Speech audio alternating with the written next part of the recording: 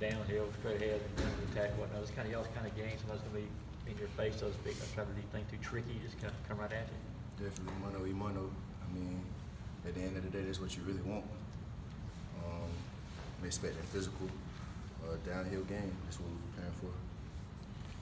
Do you think when Coach Smart or when Georgia sends guys out, I mean, we've seen you and Ledbetter and Omani's coming out here, saw Juwan, it's kind of a message when he's sending you guys out here for this game, linebackers, D linemen, kind of the tough guys? Is that what's going on? I don't know. I don't think that. I don't know what's the rhyme or rhythm between the guys who does media, but I don't think that's the reason, honestly. Obviously, D-line's banged up a little bit. Kirby told us about Marshall on his buckle.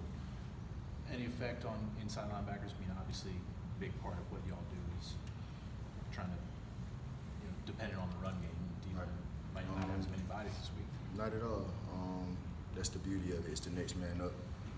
That's why we prepare 2s, 3s, 4s. That's why we prepare those next guys, and everybody gets the same amount of reps and gets the same work, and it's the next man up at the end of the day. So I know those guys are going to do a good job. Who's everything for his place. What do you see working behind Jordan Davis?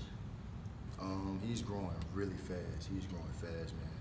He's growing really fast, and we need him. He's turning on in perfectly timed when we need him. So. Do you think too much has been made of the downfall of the Georgia front seven? I mean, I know so many guys were lost from last year, but we've heard all year about, not enough tackles for loss or sacks. Is that kind of overblown that the front sevens? I mean, that's just the critics. That's just, guys get paid to do that, to talk about. It's a story. But we just continue to play our game. We prepare like we know how, play like we know how, and from the stats, you don't get the #1 defense for no reason, so it seems like we're doing something right.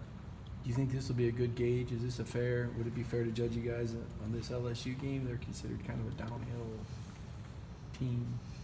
It'll definitely be a great test for us, a great test for our defense, and one that we're going to have to bring our best game. We're going to have to play our best game in this game.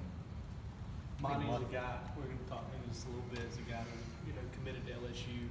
He looked like he was going to sign with LSU right there. It all kind of happened really fast.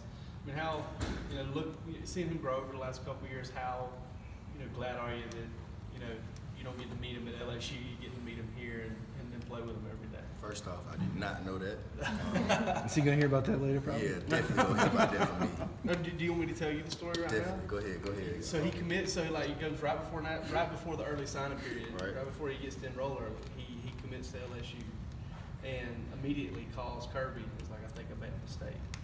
And he flips during the dead period.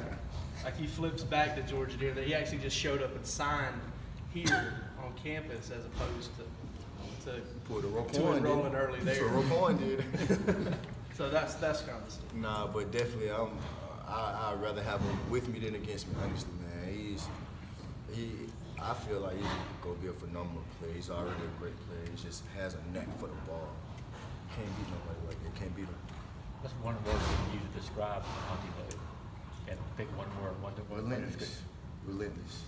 It don't matter. Blood, sweat, tears. He get the job done. He get the job done. Does whatever's asked upon him. Plays hurt a lot, doesn't he? Practice tough guy, man. Somebody them Alabama guys, man. Them guys that come from Alabama, they tough. How much do you know about LSU? You know about the Mike the Tiger cage and all that stuff? Yeah, I know a little bit about it. Does a guy like you at this stage of your career still get excited to go new places? Is this a stadium you're looking forward to playing in? Personally, yes. I feed off pressure. I like pressure. I feel like this defense likes pressure. And I can't wait. I'm excited to see how guys react, see how guys respond to the pressure, see how guys, respond to this big stage of play. I can't wait. I'm so excited. You mentioned pressure, and a word that Kirby uses a lot is adversity. Look at last year, some of the games, the Notre Dame game, they basically some adversity there. Is that something that you look at as a leader on the defense, just wanting that kind of adversity, or is it more of let's just win the game type Definitely. If you're someone that want to win and is used to winning, adversity is a part of the process. So I feel like that's something you look forward to rather than shying away from it. You look forward to adversity. We go through adversity every day in practice. Like Coach says, I'm sure y'all heard him say it before, we try to make the practices harder than the game here. That's adversity in itself. So he tried to create as much as that. Like you said, like the confidence is in the preparation. Confidence is in the preparation. So we prepare like there's no tomorrow. So on Saturday we can be as comfortable as we know how. When Jeremy, and this is a little late, I mean, it's a couple weeks ago, when Jeremy Pruitt spoke after the game, he talked about how, you guys, about the way you're coached, is that they're coached the same way, is that they're coached to try to change the way the opponent thinks. That he said that team over there in red tried to make us think, change the way we think. What do you think? What did he mean by that? What do you think he meant by, that you guys are coached to change the way they think? So basically, we don't judge the game based off scoreboard. We don't judge the game based off points or how first downs or anything like that. We judge the game based off how we feel physically after the game. If we feel like we physically imposed our will on the other team, if we feel like we physically dominated the other team, that's when we feel like we've had a good game. Anything less is unacceptable. Anything less is not the standard.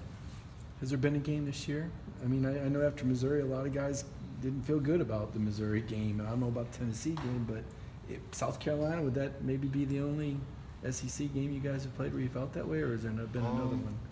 Yeah, honestly, it's been a couple games where we felt that we could have played better, but that's just showing you the ceiling that we feel like there's still room to grow.